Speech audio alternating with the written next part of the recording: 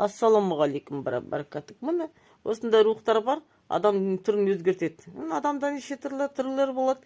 Енді адам мінезі, адам өмір болғанда неше түрлі періштелер көресің. Жан рух бар. Енді адам баласы өзгерістер болады. Көздерді өзгертуге болады. Мысалы. Енді бәрі болса армандар көп қой, мысалы ақша болады. Енді өмір болған өмір көресің, өзіңді жаныңды сезінесің, адам сезім болу керек, табиғаттың сезімдері болады, рухтардың сезімдері болады, материя, жүз материя бар бұның. Жүз материяның ішінде адамның клеткалары бар, көз қабілеттері, мінездің тамырлары, жеке тамырлары қабілеттері бар. Көп психология балалармен жұмыс істейміз. Сондай бір рухтар, жан рух қона береді екен. Адам жан өлгеннен кейін адам жаны жәннатта болады екен. Жәннатта мәңгі.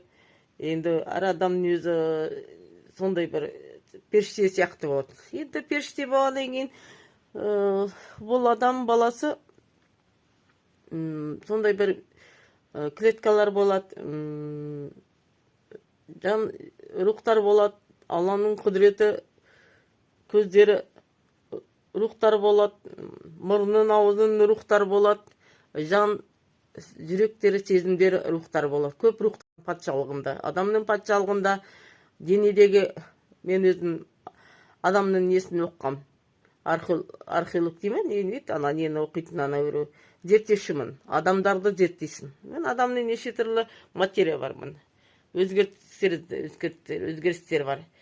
Енді ол рухтар, мынау рух дейді мұны. Көрме кім екен? Періште қарақ, бір Алланың нелер құдай болады. Алланың құлық, Алла көріп тұрады. Мен көрім ба? Рухтар көзді маған аян береді. Түсі көрген сайын адамның түстерді аян беріп тұрады. Мен кәдімді Алла көріп тұр мені. Әлгі менің өзім көзім деген рухтарым менің бүкіл жан несі бар екен. Адамның тәні сезімдер болады. Адамның жана қолдар, қол-аяқ несі бар. Денедегі рухтар мұны. Адамның жана денедегі мұны өзгерістес болады. Адамның осындай зерттейсің, қарайсың мұның бәрі. Осының бәрі рух қой. Мені